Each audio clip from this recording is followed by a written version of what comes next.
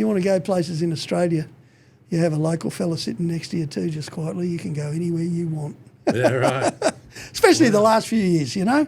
Oh, there's a lot of, that's a whole other thing, isn't it? Whole other thing. And it's not the locals, you know? It's not the real people. Yeah. It's national parks. They are the enemy. And only for a bunch of reasons, mostly to do with Canberra. I snuck in once to the ANU because that's where they do all the national park training at university, Australian National University, right? Yeah.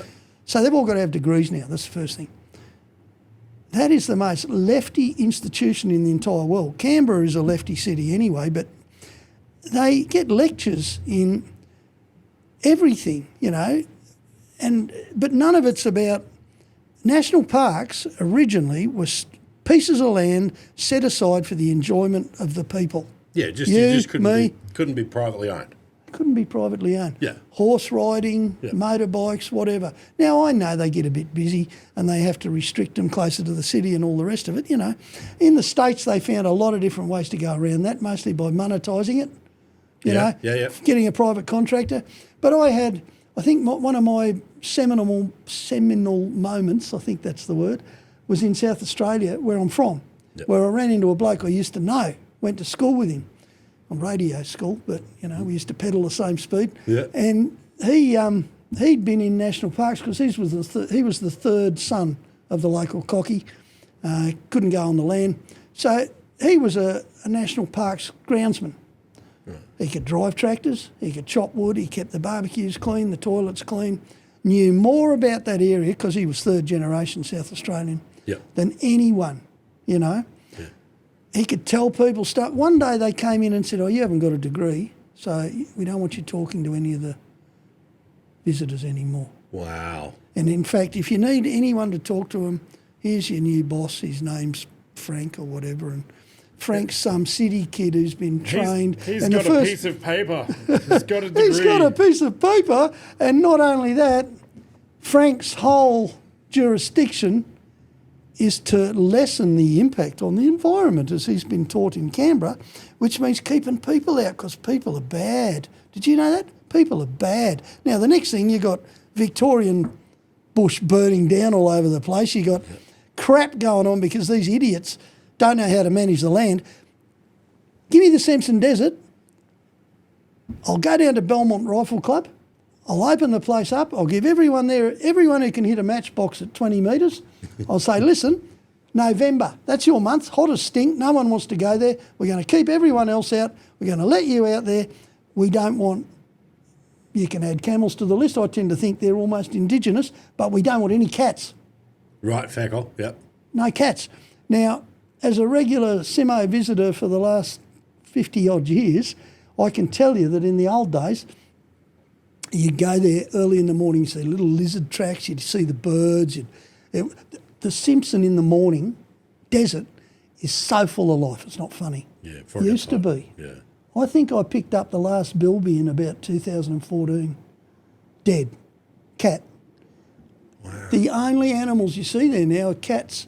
The local Aboriginal fellas, same up the Gulf, they've been spreading rumours that cat tastes just like chicken in the hope that the brothers will get into it, you know? Yeah. But it's a far call for...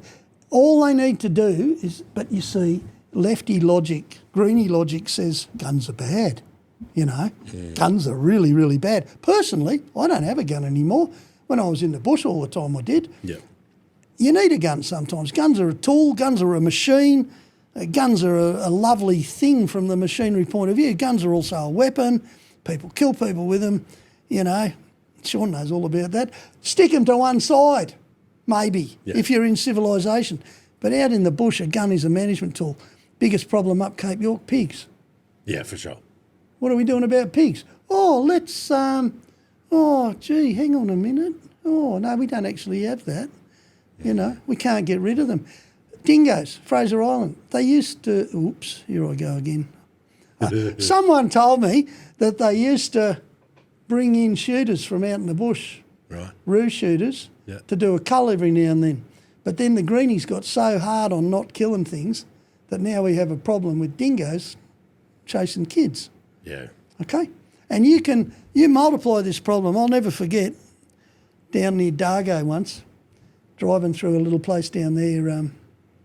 I'll think of its name later, always do. Anyway, ran into a mate of mine, ran the local garage there, right? And how you going? His name's Darby. I said, how you going, Darby? And he said, oh, good, yeah. He said, I got a new contract. I said, oh, far out. Who with? Oh, the government. I said, oh, bloody beauty. What are you doing? Oh, dog baiting. And I said, mate, you know, like, have you ever seen an animal take a bait? I haven't, but I'm sure it's horrendous. It's horrendous. It's absolutely, you might as well just eat broken glass, you know? Yeah. And not only that, it passes on. If something eats that and something, whatever, it's horrible. It's just bloody horrible. And country people don't do it, you know? Parks does it because they got a dog problem. They don't like dogs because dogs aren't indigenous. So let's try and sort it out a little bit. Baiting, I said, so how's this working for you? You know, like I'm getting a bit angry because he's a mate, but he said, oh, John, he said, I know what you're thinking. Now calm down. He said, it's nothing like that. He said, first of all, there's no one watching what we're doing. I said, okay, good. And he said, second, they give me vouchers to buy the poison, to buy the meat, to buy the diesel, and I got keys for all the gates through the high country. I said, so what happens? He said, come around on Friday for the barbecue. Yeah. You know, and we'll get in the Forbies and we'll go shooting. Yeah.